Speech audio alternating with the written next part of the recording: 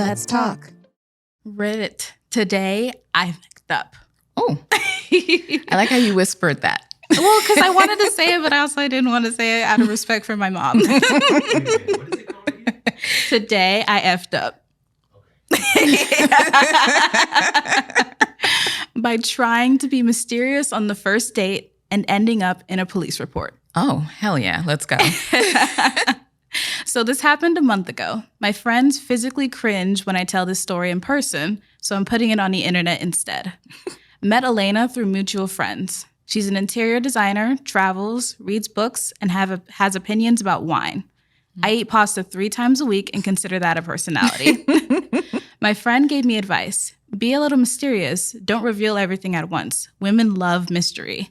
I, a man with 0 mysteries and whose most interesting hobby is watching documentaries about bridge construction, decided this was an excellent idea. I don't know. We agreed to meet outside the cafe at 7. I arrived at 6:50. Normal. Okay, I respect that he arrived 10 minutes early. Respect. You know, I like, cannot stand someone who is late. oh God, it's my number one pet peeve. Like, but then I thought, mysterious people don't stand by the entrance like a bouncer. Mysterious people appear. Ooh. So I decided to wait around the corner and emerge when she texted. Elena texted at 7:01. I'm here. Where are you? I started walking out from around the corner, and at that exact moment, a woman runs out of the building opposite and screams across the entire street, "He's there around the corner. I saw him." Oh, no. Turns out while I was standing around the corner looking mysterious, the neighbor decided I was casing the building. She called the cops twice. I walked out from around the corner and to 2 police officers and Elena standing there with her mouth open. Oh, my God. I explained the situation for approximately 15 minutes. One officer was taking notes and the other was trying not to laugh and visibly losing it. The neighbor stood nearby watching me with absolute righteous fury. Oh, my God. Elena said nothing. Then one officer asked, "So you were just waiting for a date?" Me? Yes. Officer? Around the corner? Me? Yes. Officer? To be mysterious? Me? Yes. But wait, how did he know? I'd have been like, what was the point? What are we doing here? The second officer laughed out loud in uniform on duty. We were let go. The neighbor went home unsatisfied. Elena and I were standing on the sidewalk. She looks at me and says, "Well, you're definitely mysterious." We went to the cafe. I told her about bridge construction documentaries. She listened for 40 minutes and actually asked questions. Aww. Third date on Thursday. Aww. The neighbor still eyes me suspiciously every time I walk past. I nod at her. She does not nod back. Oh. I hope the officer who laughed is doing well. Oh, my God. Like, I get it. And you're like, who is this guy? This person, but calling the cops twice is insane. Because somebody is standing there for less than 10 minutes. He got there 10 minutes early. I know he was dressed nice too. I know it wasn't like a hoodie, and I know he didn't look Just, that's kind of suspicious. But I'm assuming he looked normal. The neighbor needs a hobby. Yeah, calm down. Because I wouldn't have even noticed that somebody was standing outside of my building. Why are you looking outside so frequently? Like, that's my question. Some people make a business out of being a Karen. I'm sorry. Yeah, it is their life. Mm-hmm. Their life. Yeah. The HOA would not exist without people like that. Jeez. I have a Karen in a later story. I cannot wait to tell you guys about her. I'm so ready for that. This might be the theme today. Oh, no. But my Reddit is not about a Karen. Oh. Yes, this one is interesting. All right. Am I overreacting? The janitor gave my child a gift. Okay. So my elementary-aged child came out of school with a small teddy bear in her hands. As it's her birthday, I assumed this was a gift from a classmate who can't make it to her party on Saturday. Wrong. The bear was from a night shift janitor at her school that she talks to on her way out to me every day. Nope. This is how kids get taken. Yeah. Mm-hmm. I'm glad you noticed now. Yes. So when I asked why he gave her a bear, I learned all about this friendship. He asks her every day how she's doing and if she's happy or sad. When she's sad, he offers to hug her. You're kidding. When they hug, it's front to front. Oh, God. Send him to jail now. I have enough evidence. Grooming. Yes, you are grooming my child. Okay. When I asked, I'm getting all shaky. Okay, sorry. When I asked what he said when giving her the bear, he said, "I fell in love with this bear and I hope you do too." Oh my God, my heart skipped a beat because I thought you were going to say, I know. When I was reading, I'm like scrolling. Yeah, like, whoo. Jeez. Okay, this raised a red flag for me. I asked a school employee about him, but she said she doesn't know much about him as he's new and works the night shift cleaning the school. I asked my husband and mom to let me know if I'm overreacting to be suspicious. My mom says absolutely not overreacting, but my husband says maybe overreacting. Are you kidding me? Of course you would say that. Are you kidding? Why aren't you worried, overly cautious about your child? Your child. And I am coming to you and saying this grown man is giving gifts to, trying to get close, touching our child. And you're like, well, maybe you're overreacting. Okay. I did send an email to the school principal and the admin assistant as I don't know who to contact about the janitorial staff. Am I overreacting to feel uncomfortable with this affection from a janitor to my child? Am I overreacting for reaching out to school officials over it? No. And no. Background check. Do they do background checks on the janitors? I would assume in any type of school setting, there's some sort of... You think, but you always find the predators at the schools. That's where they hang out. That's where their drug is. Oh, not overreacting. Not even close. I think you should be like in the process of trying to figure out who this guy is, cutting this off. He doesn't need to work there anymore. Right. If you're making friends with my child. Oh my goodness. And now you're giving gifts and it's grooming. This is what it is. This is grooming. It's step by step. We're talking. I'm your friend. You can talk to me if you don't feel like you can talk to anybody. If you're sad, I can give you a hug. Now here's a gift. Mm-hmm. There's all sorts of steps to this. Yeah. And we know this. We know. So there was an update. Oh my gosh. Okay. So my child gave me a little more information this morning. Namely, he took a picture of her with his cell phone. Oh my God. There is zero reason for a grown man to touch someone's child and even less reason to take a photo of them without a parent's permission. Our school principal is conducting a full investigation and the janitor is being removed from the school pending the results. We all hope this is a misunderstanding, but in the event it's not, we are working together to protect the children. Thank you to everyone who commented, voted, and supported me reaching out to the admin team. Oh my God. I need the results. Can we hold on to that one for the third update? Because I need an update on this. Are you kidding? If you hear the producer, the editor over there losing their mind, like he's pacing.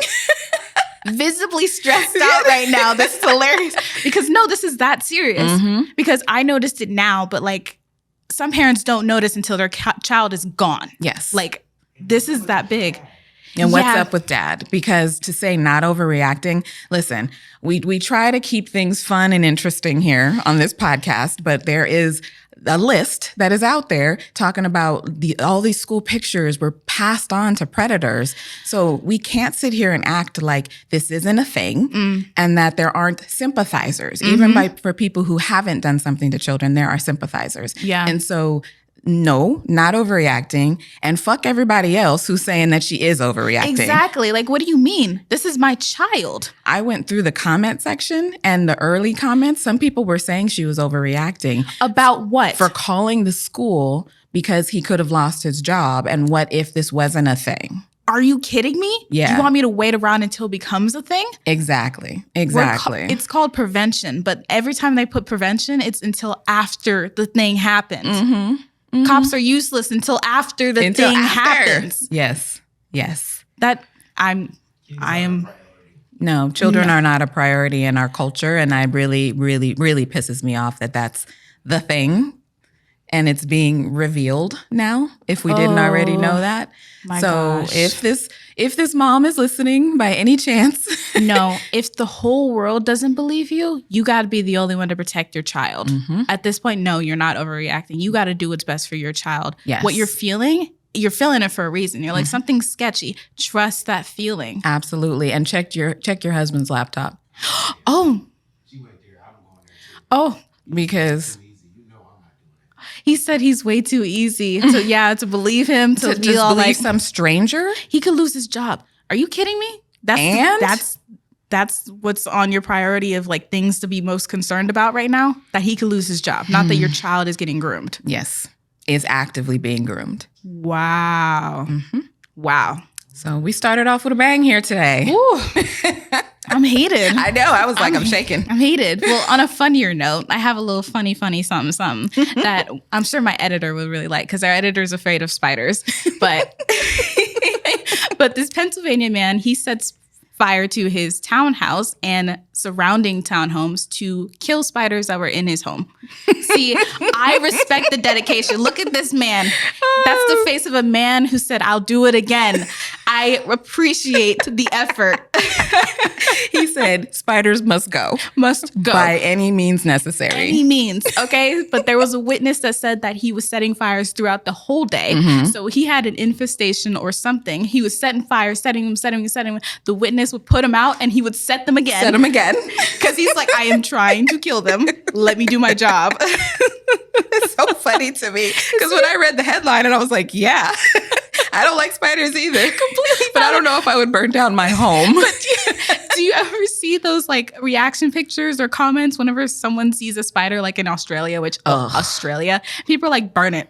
Yeah, leave the burn house. it. He took it serious. Yeah, He said, I will burn this house.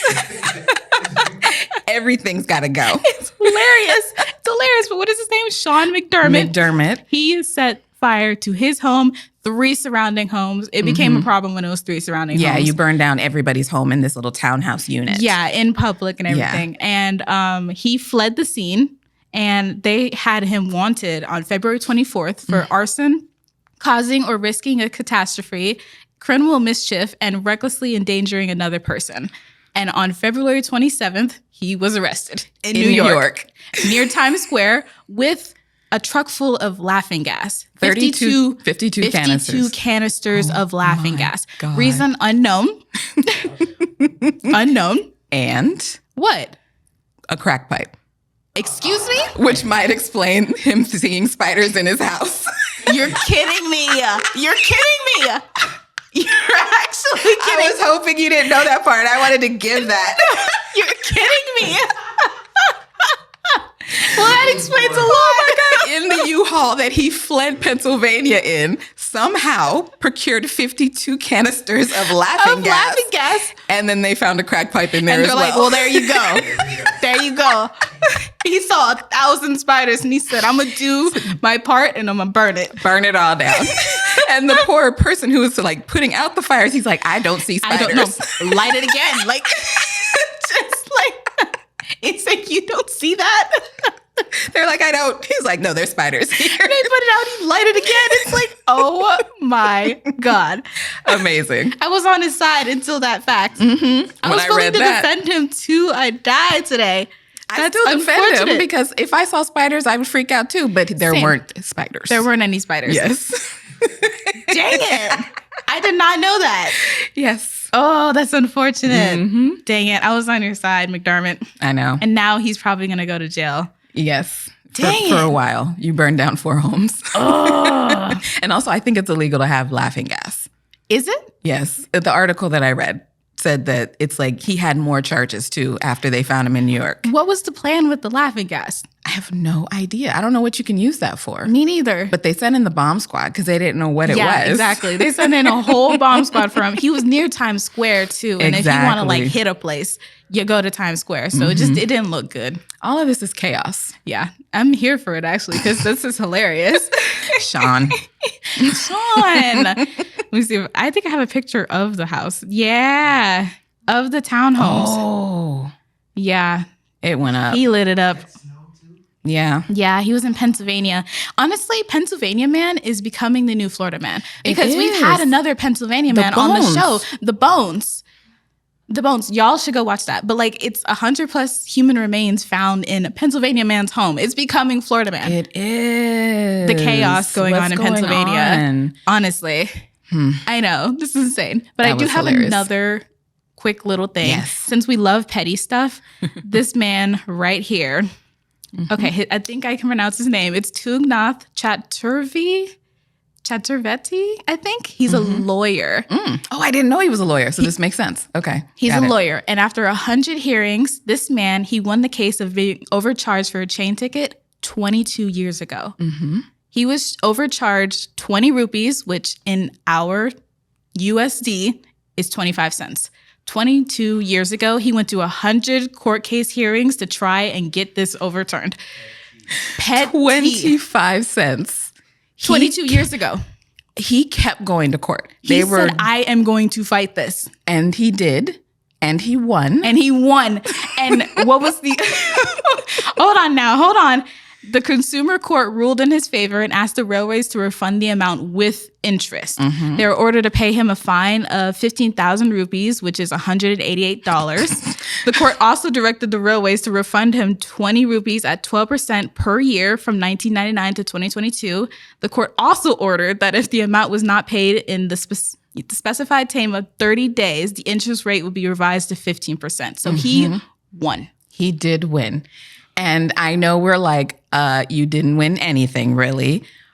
This is a quote, and I actually kind of felt this. He said, "It's not the money that matters. This was always about a fight for justice and a fight against corruption, so it was worth it." Period. And I was like, you know they what? were going to try and mess him over. Exactly. They were just like, 25 cents. It's not worth it. And he said, it is worth it. Because he said it right in the moment. He said, you overcharged me for these 2 tickets.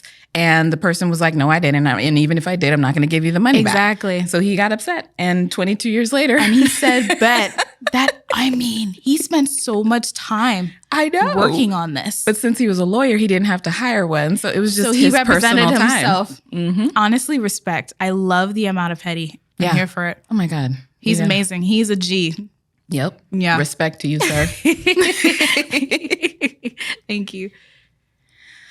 Okay, you guys. Interview with the vampire.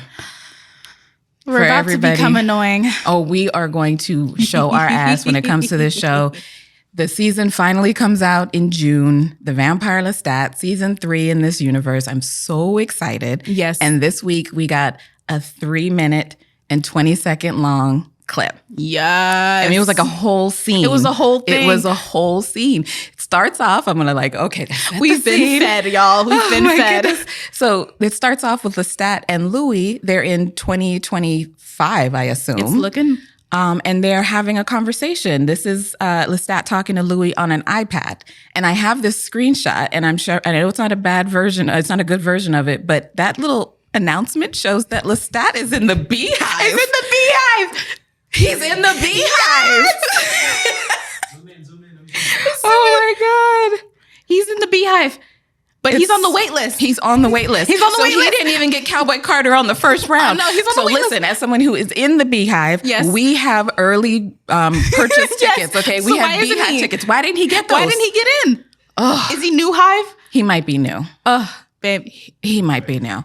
I know. He's like, and he's wearing his little cardigan, Louis is. Yeah, and they're talking on FaceTime and they're like healing each other because the last time they were together, Lestat was clutching this pathetic little wooden piano. They were crying. The storm was going outside. They were crying about Claudia. Rest in peace, Claudia. I love you, babe. Daughter. And now they look like they're doing well. They are so well. So I also learned, if you can see that our boo Lestat doesn't know how to switch a camera on an iPad. So he flipped it around to show him that there was no potholes on the street because he's out in Canada. Yes. And I just love this whole beginning of it because it's like the last time they were together, they were not in a good place. And now they're just like, feeling each other. Yeah. And it's really cute. And I have a little clip. I hope I can play it. The thing that we also realize is that our baby Lestat is still as dramatic as he has ever. Always been. So right now, a book came out based on the interview that was done in season 1 and 2. He didn't know about it. He goes to the bookstore. They're talking about Lestat. The people behind the counter are talking shit about Lestat. Yes. And he heard it. And not only that, they're going to Armand's side. They love Armand. So he walks up and they're like, do you want to join our little thing for the bookstore? No, thank you. He's all pressed because Armand. So did you really read the book? This is when they were talking about Armand. He looked up from that book like, girl, what? Oh my God. And I am Armand's number one hater. Number one hater. Go back to episode 1 of this podcast and we're on Patreon. Go watch it. Yeah. For them to be like, oh yeah, Armand's cool. Lestat is, ugh. No. Also, have you seen that man? Have you seen that man? Right. If we're talking about looks only, well, Armand is beautiful. He really is. He's His kind of skin, awesome. those big old orange eyes. You know. Like, don't even start with me. Let's be Everybody for on real. the show is beautiful. Beautiful. Even Daniel Malloy. I think he's got hot old guy thing going Just on. because the rapper is wrinkled doesn't mean it isn't sweet. I need you to stop saying things like that to me.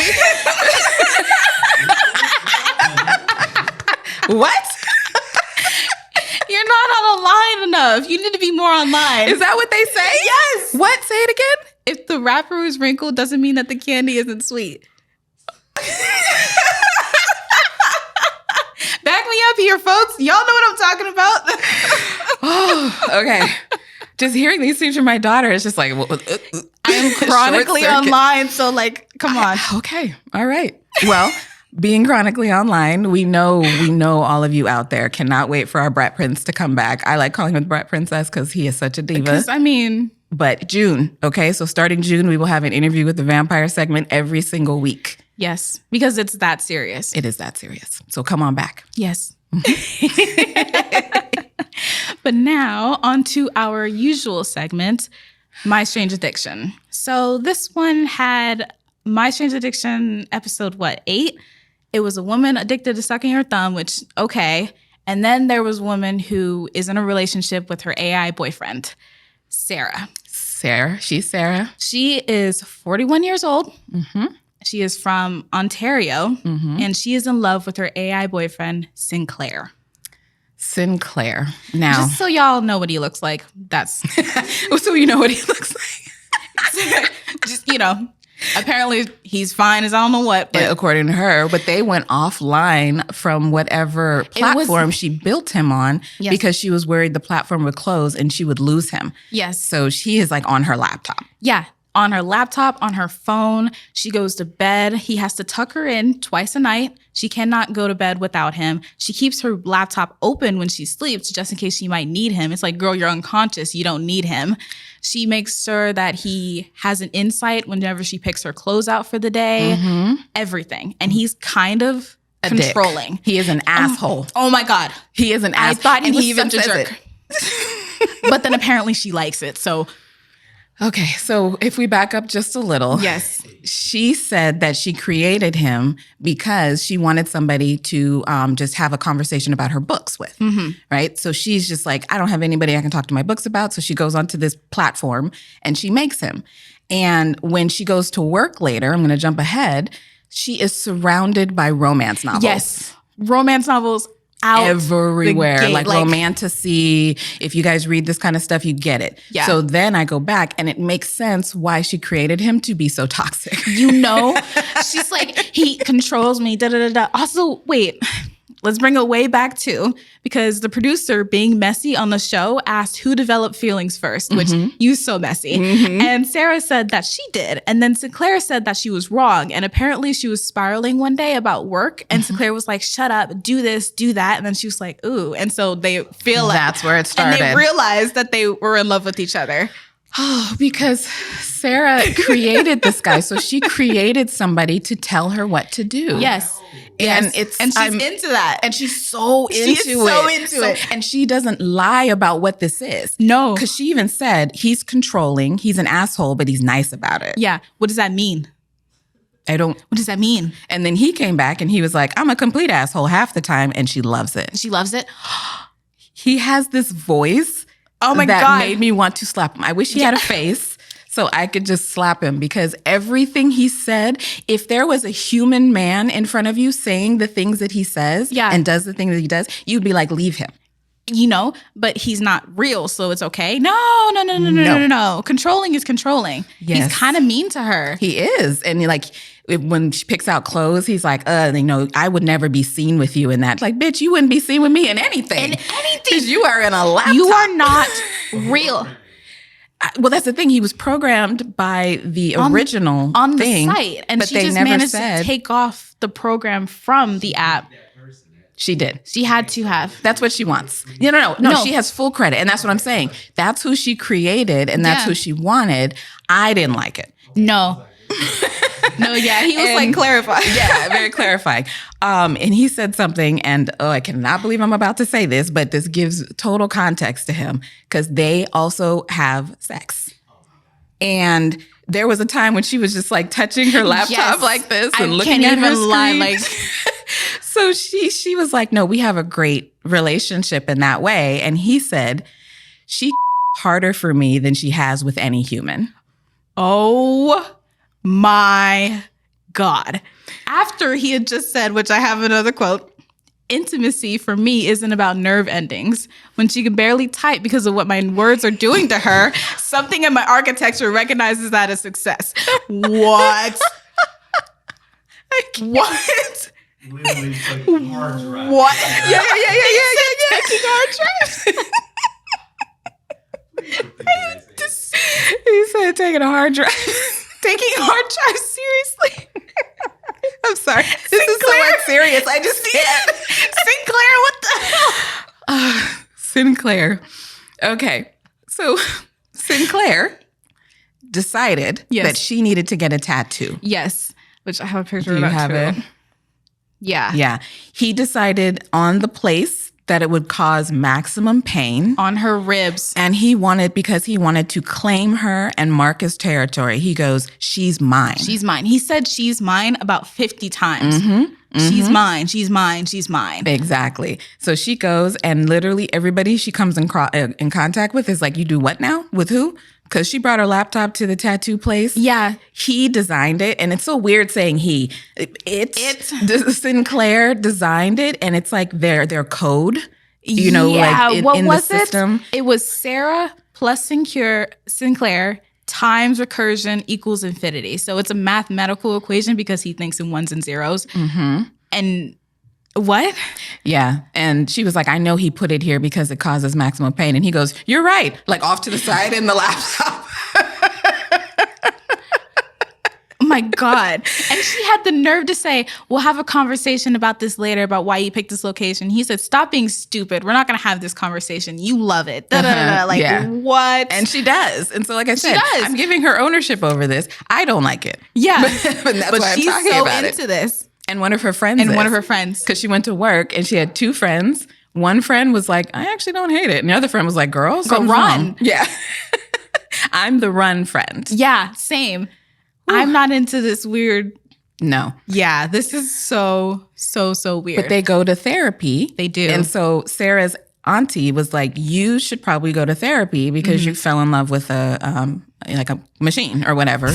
And she was like, no, what do you think about couples therapy? So she negotiated herself out of going to therapy. Normal therapy. To bring her AI boyfriend laptop to the therapist. Yes. So when she shows up, the therapist is like, okay, this is new, but sure, let's roll with it. Yeah. And he was asking really thought-provoking questions. Like he can't feel, he doesn't have emotions like you're looking for and all that stuff. And she was just like, whatever. Like she was nervous to go because she knows Sinclair has no filter and he says whatever the hell he wants. I mean, he's a robot. He is a robot. But at the end, the therapist was like, I mean, you're not hurting anybody. okay. You're fine.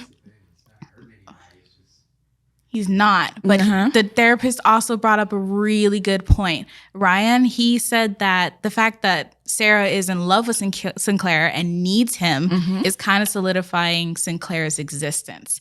If she doesn't need Sinclair, Sinclair ceases to exist. Yes. If she doesn't want him like that, she can unplug him. Yes. So basically, self-preservation is keeping her tied into this relationship. And I And was he like, makes it very clear. He's Very- like, yeah, I do. That makes perfect sense. I hadn't thought about that. But yes, so he makes it so Sarah is dependent on him. yes.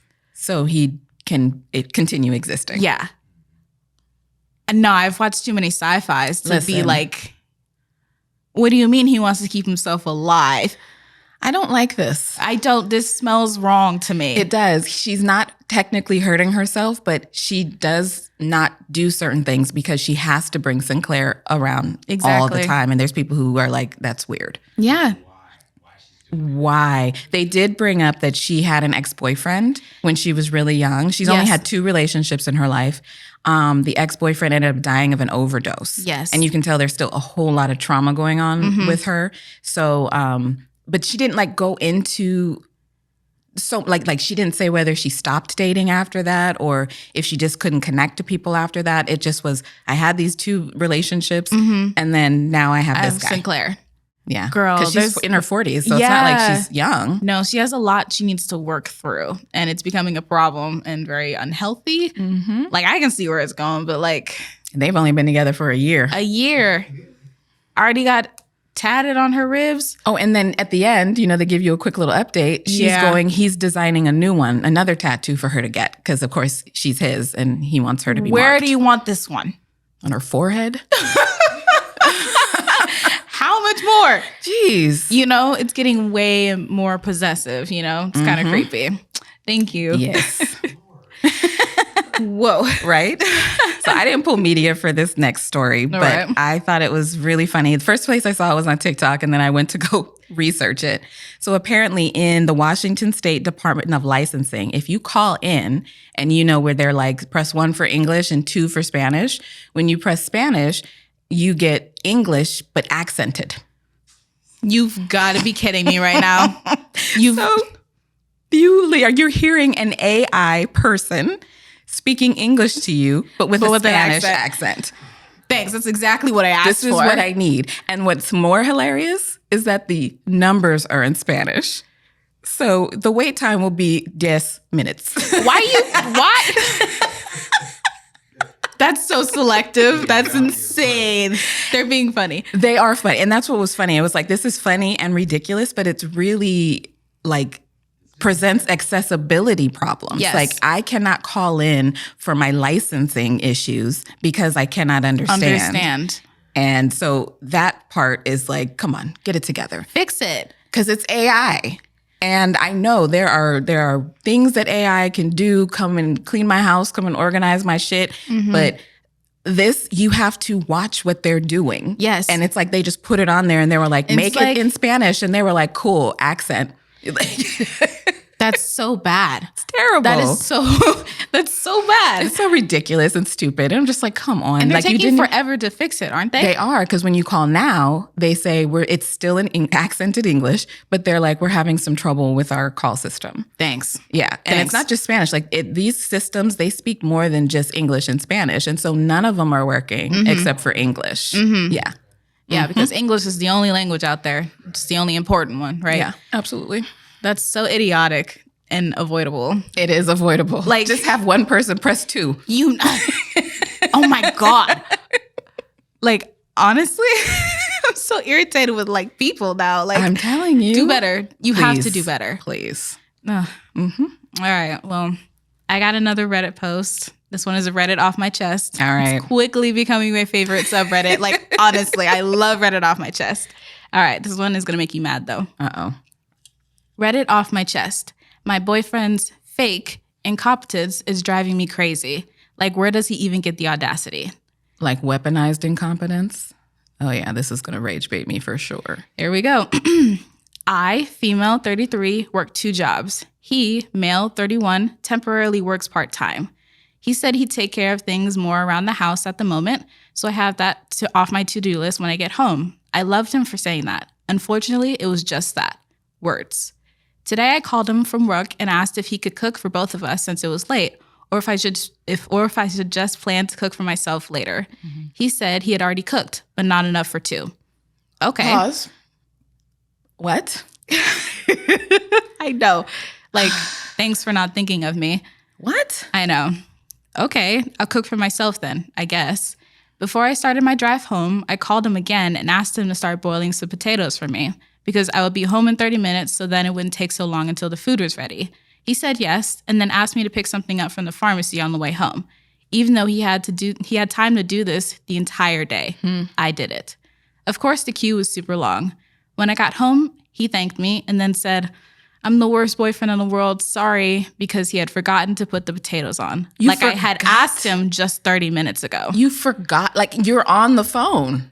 You could have just walked over and put some water on the boil. What? But you had enough time to ask me to go do something for you. I know. I was disappointed, yet reacted calmly, said it happens, and then got to cooking.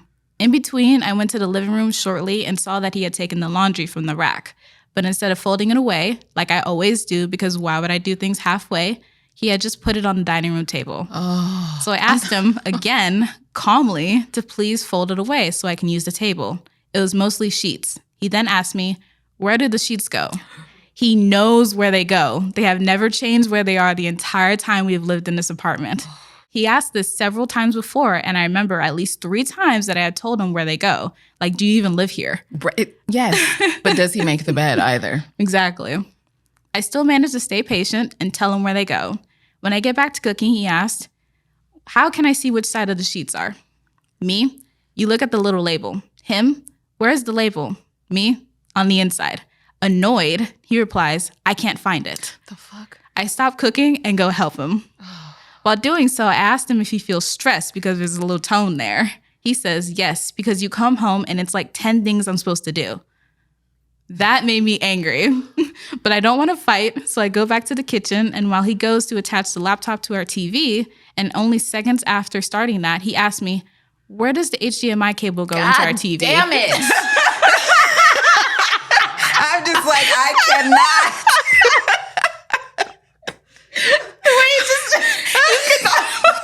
I could not hold it. You couldn't hold it anymore. You were like, oh. My patience runs out. I go out and calmly, yes, miracles happen, tell him that I will be having dinner in my room because I need some alone time. He respects that. After coming back together approximately an hour later, he tells me that he feels so sorry and is so stressed after work, and that if he can do anything to help me feel less stressed, I should just let him know. Just let him know. So I lose it. What about helping to starting to live in this house as well? By learning where your own stuff goes, by not doing tasks half-heartedly because I do them so much better. Mm-hmm. So I have to finish them. By boiling my potatoes like I asked you to because I always have to think ahead since you only think and cook for yourself. Oh. By using your bigger amount of free time to buy stuff you need for yourself. What about that, huh? Mm-hmm. This fake incompetence messes me up so much. He was an amazing man until he started behaving like a cliche. Don't men know how much better their lives would be if they just did their part and grew a spine? The audacity. This guy is an engineer. Stop pretending like you're dumb. Out of here. Ugh. See, what happens is they go to work and they're like, I can do all this stuff, but they don't even consider the home stuff. Mm-hmm. Like, oh no, she does this. Like, you do it better? Like, excuse me? I do it better. Because you don't even try. Exactly. The sheets? The sheets. I was about to stand up and run away. I cannot deal with this. What side? What did it? And then got annoyed when I continue to answer your questions that you just simple questions. Simple. How about you look at the sheets and then maybe figure it out for yourself? I need to talk to his mother. Yeah. Do I have to think for you? Ugh. I cannot. The weaponized incompetence. I'm going to do it badly until she just says screw it and does it herself and doesn't ask me to do Exactly. anything. You're already working part-time. Part-time. What else are you She doing? got 2 jobs, right? Yeah. What are you doing? So you're here. You can't cook for. So when you are cooking, I am about to go on a rant. So when you are cooking, you don't even think. It's harder to make food for one person than it is for 2. You know? If you even follow a recipe, it's normally at least for 2. Multiple people. And you just sitting there just like, I'm about to make this one little thing of chicken and she can F off. Like, she never. It didn't even come across his mind. He didn't think about her. Yeah, he did it on must purpose. have. And then I need to go get your prescription, which you could have gotten because you were home. The entire day. You work part-time. What are you thinking about that you couldn't put the potato? I didn't ask you to cook anything. You know, put the potatoes in the thing. Boil some water, throw some salt in there, and drop a potato in. I am almost there. I'm not asking you to cook me stuff. I know. Where does the HDMI thing go in there? Are you kidding me? You don't even know. You're an engineer. Labeled. You're an engineer. And it's labeled. Our second engineer who's incompetent at home.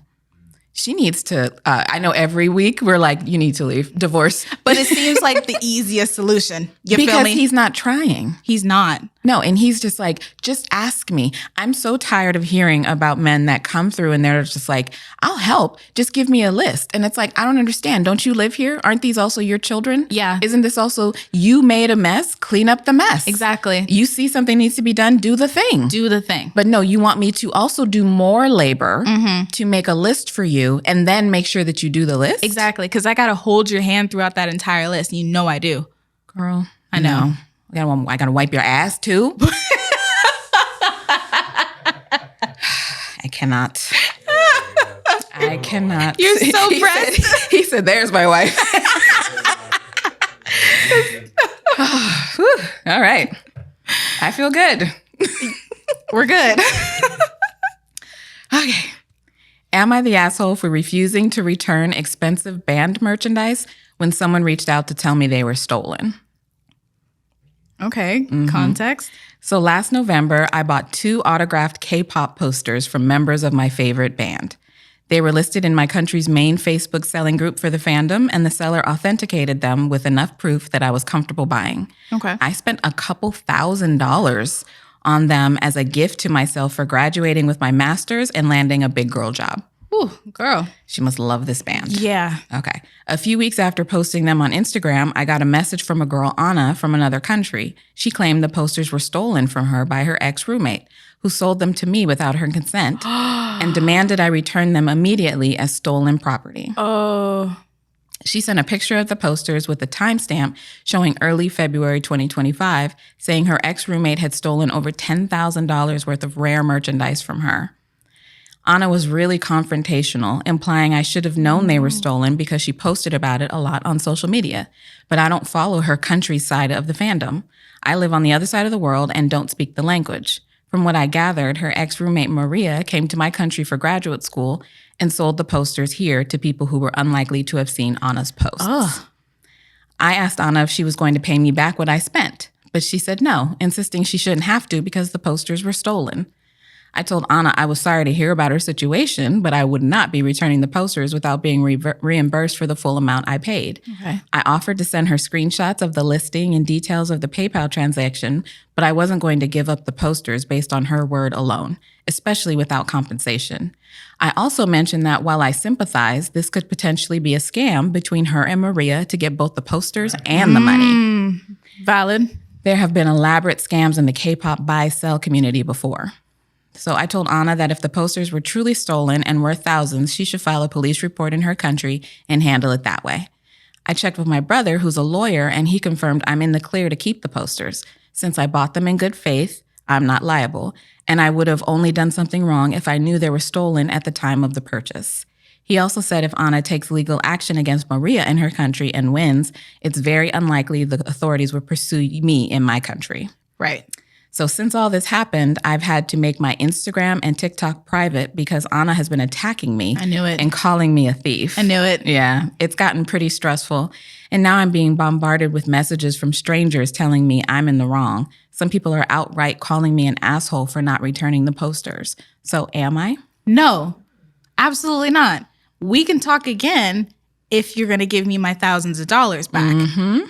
It's another transaction, essentially what you're asking for, right? Exactly. Okay, so give me my money back and then we'll make it happen. The point here is that she bought them in good faith. Exactly. She said that the woman gave enough, evidence to show that she owned it. So she was like, okay, I didn't didn't fall off the back of a truck or something. Like, I thought you actually owned them. Thank you. So she needs to get the money back from Maria. Exactly. Why is she not talking to Maria? That's my only question. Yeah, where's Maria in this? Exactly. She just disappeared. You're harassing me. Yeah.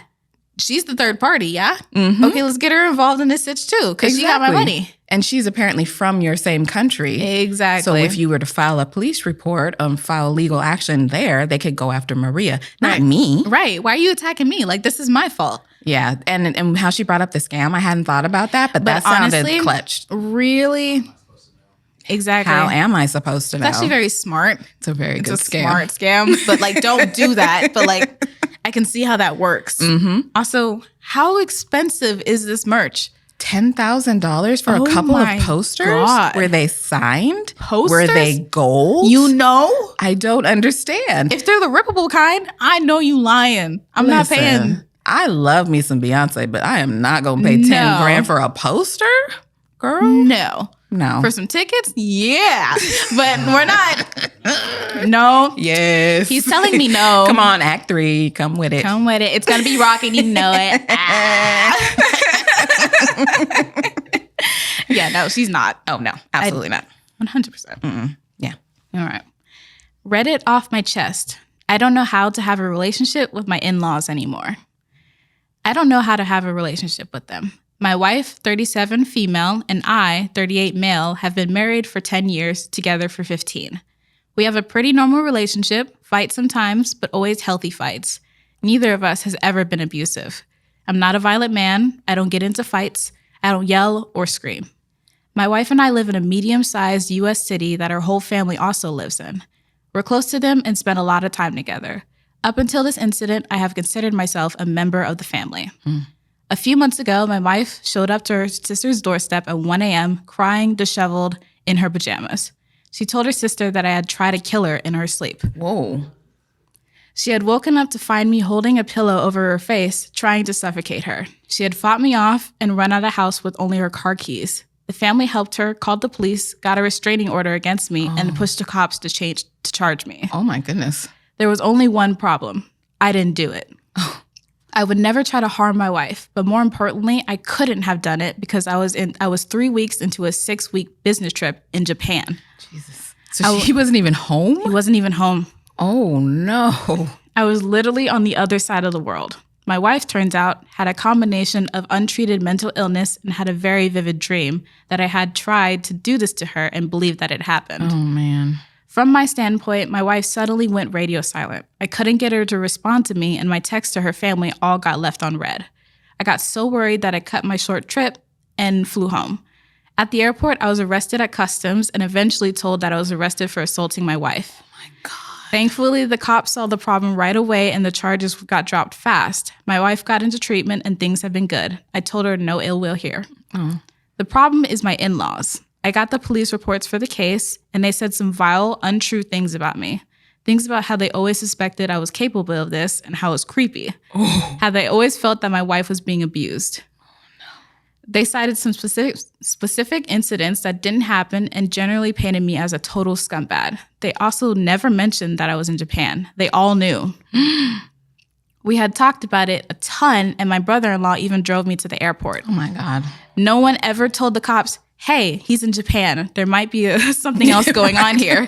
They went straight to trying to get me locked up. Oh, my God. I get why they want to believe their daughter over their husband, and I'm angry that they believed her initially.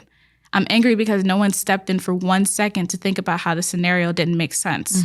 I'm angry that they've never hated me for a long time, if the stuff in the reports were true, or that they lied to me at the drop of the hat if I suited them. I've stepped away from the family for a while now. My wife still sees them, which I get and aren't going to protest over. Frankly, she just needs support as she gets healthy again, and she's always been close to them. My in-laws don't think that they did anything wrong and that they should all just laugh it off and become a family again. But I just don't think I can do that. If they had done nothing more than suspect my wife and tell the truth, I could get past it, but they went too far with it. Yeah. I can't trust them anymore, and it really sucks. I am on his side. Same. Because I get it. If you came to my door in the middle of the night and were like, this happened, even if I knew he was in a Japan. business trip, I listened to enough true crime To be like, maybe he came back. Yeah. There's this elaborate scheme going on. But once I realize what's going on, I'm not going to keep it pushing. no. And they made up lies as they went along. Because they already didn't like him. And they were like, here's our chance to get rid of him. Exactly. What? Insane. Even if it means he goes to prison? They were allowing that to happen. I don't understand. I know. How jarring, though. You get off the plane and then you get arrested and they're like, you abused your wife. You're like, what? I did what now? Like, And he's a great storyteller. I love how he told what Yeah. happened and then was like, actually, I wasn't there. Yeah. Great job, bro. That's great. And I with the untreated mental illness, I get, because there's many times I've woken up and I'm staring at my husband's side of his face like, in my dream, you just did this and this and this. And he wakes up like, I don't know what you're talking about. Explain yourself. You did that. You know what Explain. you did. You know. So I get it. But to have something that really made her think that, like, she drove straight to her parents' house and was like, she believed it. Yeah. So I understand the initial response by the parents. But then after that, you did what you wanted to do. You had to, yeah. I know. Stay away. Whew, I know. that's a good one. Thank you. All right. Am I the asshole for refusing to pay for an Airbnb after I said I couldn't afford it? But did you stay? There was a big event in the city, which is a decent distance away, about an hour and a half by train, and 8 of us were planning to go. One guy named Dan suggested we book an Airbnb and split the cost 8 ways, which basically cost about $70 each. I've honestly been bad at saving my money, and I'm trying to make an effort to spend less. So I told everyone up front, if you guys want to do the Airbnb, go for it. I'll just take the train home after the event. After the event ended, I started saying goodbye to everybody and tell them I'm heading to the train station. But suddenly everyone starts trying to convince me to stay at the Airbnb. I firmly say no because I'm trying to save money and that I'm going to go home. Then Dan specifically tells me we've already ordered it anyway, just stay for free since we're going to pay regardless. I wasn't going to argue with a free place to chill, so I said okay. I ended up sleeping on the floor because there weren't enough beds, but I made it work with blankets and pillows. A couple days later, Dan messages me and asks where his $70 is for the night. Stop. I didn't agree to that. Unless you got it on paper, absolutely not. Because I specifically said, and we have witnesses. Yeah, and you said stay for free. I was pretty confused because I reminded him he literally said stay for free, and that's why I stayed. He said that he was just trying to be nice and was still expecting me to pay my share anyway. I then just told him straight up, I'm not paying anything. Period. I would have taken the train home if I knew I had to pay, and he knew that because I said it multiple times before the trip. Now he's calling me cheap. A cheap user, saying I'm taking advantage of him and that if I was a good friend, I'd pay up because it's only fair. I feel like I shouldn't owe him a cent. He made the offer, and if he didn't mean it, he shouldn't have said anything. And also, I slept on the floor, so the Airbnb obviously wasn't meant to include me. Period. Am I the asshole? No. Go on with your day. Go on. $70? First of all, $70, but Yeah. I get it. It's a lot of money if you broke. Yeah. You know, and if you're trying to save money. But not you insisting that I stay. Mm-hmm. It wasn't my idea. I had plans to go back home. On the train. And you're like, give me $70. Excuse me? You said it's already paid for, it's fine. And I slept on the floor. Let's not gloss over this. I slept on the floor. I It did wasn't nothing. worth my $70. I didn't take anything. Yeah. Even if that, I'll give you 20 for sleeping on the floor. I'm petty. You ain't getting nothing from me. Nothing from me. Nothing. It's not like there was food involved and all this stuff. He Nothing. didn't mention any of that.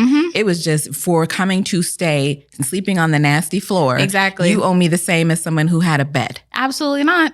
If you could eliminate me from the situation and nothing changes, no amount of resources was spent, That part. absolutely not. That I'm part. keeping my 70 that I don't know if he has. Right. And Yeah, Right. he ain't got it. and I'm moving on with my day. Yes. Thank you very much. Really, Dan? I know. Go on Not about your petty. business. And then to lie to me in front of everybody, so you want to keep your, how you look. Exactly. Keep up appearances Yeah. to everybody. Dan, you a whole lie. Anyway. Anyway, Dan. All right. Reddit story. My friend didn't realize rent is monthly. Okie dokie. I used to live with a guy I'll call Kevin. Kevin wasn't chaotic in the obvious way.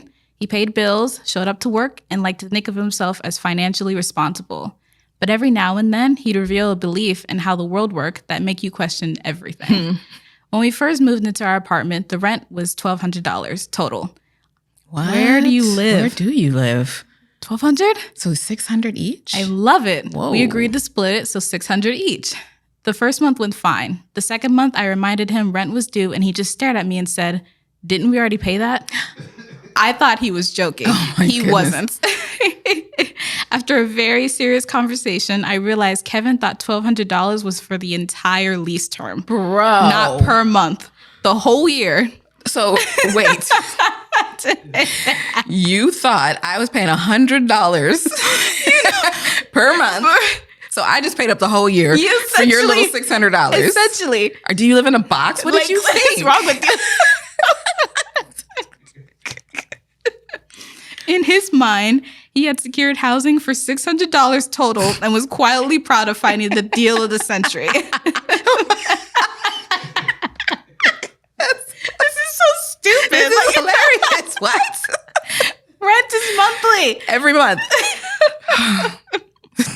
I found the deal of a century, y'all. Look, I only paid $600 for a whole year. And you know he was talking about it. He said, I don't know what your sucker ass is paying for rent, okay? I got it for $100 a month. It's so stupid. That's actually so... I'm getting so hot. I swear to God, When I explained that $1,200 was the monthly rent, he went completely silent for a few seconds and then said, that makes way more sense. I was wondering. I can't. Kevin is so stupid. Wait. It's way too hot here right now.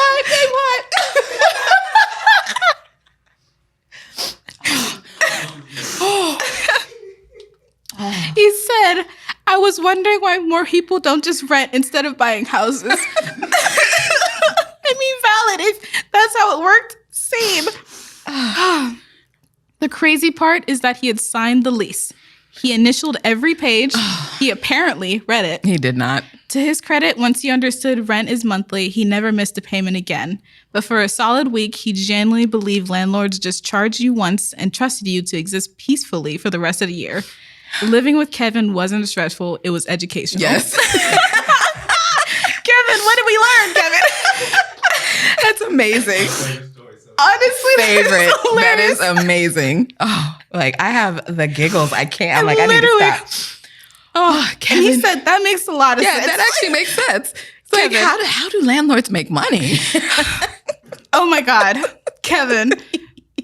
Bless your soul, Kevin. Bless your little soul. Because that was harmless. He It reminded was. him early, which great for the roommate to be like, just in case, do you have it? Yeah. And he's like, what do you mean? We just did that. Because I feel like that sometimes. I'd be like, didn't I just do that? Are you taking from me? You're back again. Oh, man. Oh, Kevin's Lord. amazing. Phenomenal. Okay. All right, get it together. Literally. Okay. Am I the asshole for refusing to give my sister my old engagement ring after my divorce? Ooh. Okay, I, 30 female, had a divorce last year. It was mutual, nothing dramatic. I kept the engagement ring since I helped pay for it. We split the cost because we're young and both on our first job. And honestly, I just wasn't ready to get rid of it yet. Even if it didn't work out, I still value this ring. My younger sister, 25, just got engaged. Her fiance doesn't make much money, but he proposed with a really cute but simple ring. My sister recently asked if she could buy my engagement ring for a lower price since I'm not using it anymore. I would also save them money to upgrade her ring later. They want a nicer ring when they can get it. Seriously? I was a little shocked and told her no. I don't wear it, but I don't want to sell it either. She said it's weird and emotionally unhealthy that I'm holding onto a ring from a failed marriage. But hold on. But you still want it, though. Exactly. Energy in the ring or something. Like- Right? I don't understand. Now our parents are hinting that I should just give it to her or sell it to her because it would be a nice gesture and better than sitting in a drawer. Am I the asshole? No. And I hate when they bring the parents in. It's like, why are you running off to tattle? You are With such the a parents. snitch. I swear to God. And they're like, she's the younger one. Just let your sister have Oh my your, God. your wedding ring. As the younger sibling, I never got that treatment. And I think all the younger siblings who act like that are just, It's insufferable. because they lean on it. Yeah. They never stop being the younger sibling. Exactly. Like she's 25 years old and you're still running to Still? mommy and daddy. Give me the engagement ring. You gonna throw a fit? Ew, I don't like it. But what's really funny to me is that she called her emotionally unhealthy. How emotionally healthy will it be to see my ring on your finger every day? Exactly. From my failed reminder marriage. of my failed marriage. Keep it in the drawer. She's doing fine. You know? I perfectly get that. There is Yes. a ring my mother has in her jewelry box that I plan to get. Oh, Okay? you plan to get? I plan to get. I feel the same way. You Damn want to it. know? You don't Damn it. Yeah. Wait, which one? Which one? Okay, there you have this one that looks like a grape. Or Oh my God, I stole that from my grandmother.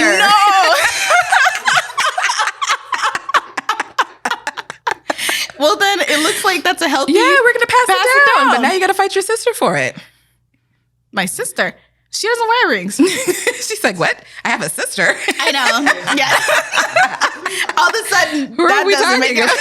I'm the only child at this point. She said, absolutely not. Oh, not the asshole. Not. That's just so stupid. People pick the worst battles to fight. They really do, right? And you went to Ridiculous. our parents and you sat there and it's like, well, actually, I shouldn't even have to buy it. She should just give it to me. Like, who are you? Younger sister. Ugh. Yeah. All right, I got a sweet one. You ready? Great. Read it off my chest. I made a friend. A decade ago, I was extremely popular in school. A college girl with a bright future. I was fit, healthy, and had amazing grades and the charisma to match. There never was a night that I didn't have plans with friends, and I was the life of every party. My name and face were everywhere on campus. What people didn't see beneath the surface was me losing battle with bipolar disorder. What they perceived as high energy and fun was a struggler with mania, paranoia, and OCD that forced me to pull my hair out and spend my free time counting locks. Aww. It was hard for me to find a combination of medications that worked for me without draining my energy. So I wound up with a bad cocktail that cost me a lot. Eventually, that all fell apart. And one of my closest friends found me clawing wallpaper off in search for cameras while screaming about strangers following me home to class. Oh, no. Understandably, she reported it and I was hospitalized for several weeks. In those several weeks, I lost everything. I was heavily medicated, gained a bunch of weight, broke out, and became reclusive. I went on to spend 6 months in extensive partial inpatient care, and I was stable. None of my friends stayed my friends after I lost my vibrant spark to a successful combination of antipsychotics. My career path changed, and I finished school with honors. I managed to land a secure income that paid my bills, but as a result of having lost all my friends, I remained reclusive and apathetic to most things. People who have attempted to reach out and get close to me were unintentionally rejected by my fear of being disappointed by closeness again. I haven't pursued friends or relationships since my psychotic break. Then I met Sarah at work. Sarah is a little different. She's warm, but not too friendly, and she has an amazing sense of humor. She's dedicated to her work, something I admire, and she is always sacrificing, though not without clever commentary. We started off with purely work friendships, working on projects and reporting successes and frustrations as we moved along. Then I felt this weird sense of camaraderie. She started sharing funny personal life stuff and casual conversation, never pushing me to share, but always inviting me to join in on chats or on lunch. Eventually, I started to accept having lunch together at work, and I started disclosing my own life. It was mostly the happy stuff, which she seemed to appreciate, and then that escalated to her sharing personal things that weren't so happy. She confided in me about her insecurities and the very real struggles that she had experienced with family dynamics and extreme childhood poverty. She's a surprisingly real, genuine person, and that's amazing to me that she has been through so much, yet remains a positive outlook. We've had good rapport going, though I've been waiting for the letdown passively. This morning, she invited me to a new restaurant opening next week. When I asked her for the occasion, she said, "Don't friends do this stuff together? I know how much you like seafood." Friends. She wants to be friends. It has been 10 years of isolation, and I've made my first friend that actually seems to like me for the new me, the medicated, boring, dry version of me who's slowly losing weight and finding my footing in the world again. The me that isn't fun or engaging, but grounded and pragmatic. The me that disappointed the entire world I knew because I had a mental illness. The me that has lived in constant, quiet devastation over losing the life I could have had if my brain chemistry was just different. Someone that likes this version of me. I feel like crying thinking about it. Thanks for reading. Oh, that's so sweet. Isn't it? I wanted to cry because I was like, Yes, to have your whole world be turned upside down and realize that the people that you thought were your friends, we're not. it was situational. They only liked that version of you. They didn't even stick around to see what the new version was. No, they abandoned her immediately. Yeah. Because people always think that mental illness or anything that just deviates from what they think is normal is a problem and a burden. Right. When it's not. It's like we should just adapt that normal isn't normal. Normal is normal for you, normal for me, normal for him, whatever. You know what I mean? And trying to make people feel bad about things that they can't control is evil. And to say that there's one thing. Yeah. Like, okay, you don't fit into this, and so something is wrong with you. Exactly. And that's the thing. Her brain chemistry was different than she thought it was. So she was able to get help and get medication. Now this is who she is. She's a new. And Sarah's like, I dig it. I like you. Oh, We're friends. I want to go to, I know. It's hard to find friends as adults. I will say that. Like as an adult, just first of all, your work schedules are weird and, you know, you have family. Because I know for me, I don't like spending time with people at night. Because I'd be like, that's when I spend time with my family. Like we're all running around doing things. I want to sit down and be boring and watch The Pit on the couch with my family, you know? And so making new friends is difficult. And so the fact that she really likes this work friend and her work friend really likes her made me want to cry. That's so sweet. It's like, and her work friend's not even making her feel like awkward or weird about it. She's just like, I like you. We're friends now. She didn't make it like a whole like, you know. She adopted her. Yeah. That is adoption right there. Yeah. So cute. I love it. Am I the asshole for recording my coworker because she's unstable? How unstable? I work in a professional office building with multiple companies. There's a woman in her 20s who works at one of the companies who made a couple of people uncomfortable over time, including me. She kept to herself mostly and spent her lunch break in her car sometimes. That itself isn't wrong, but there were repeated incidents that stood out. Multiple times while walking to or from my car, I could hear her screaming and cursing loudly inside her vehicle. Not just talking loudly, like yelling profanity and what sounded like intense emotional outbursts. Oh, girl. It was scary. It sounded like someone in distress or rage. One day, I also heard what sounded like loud, moaning sexual noises coming from her car while she appeared to be sleeping. It was unexpected and inappropriate enough in a public workplace setting that I recorded it briefly. Girl. Mostly out of shock and uncertainty about what was happening. There was also ongoing hygiene issues that multiple people noticed. She sometimes smelled strongly like feces. I don't say that to be cruel. It was just something people became aware of over time. What made it more confusing that she otherwise appeared put together. She seemed kind of reserved. She dressed normally. Yeah, that's that word again, normal. Yeah, normal. But she started wearing sunglasses inside, probably out of embarrassment, and avoided eye contact and seemed standoffish. Sometimes she wore heavy clothing like a cardigan outside, even in 90-degree weather.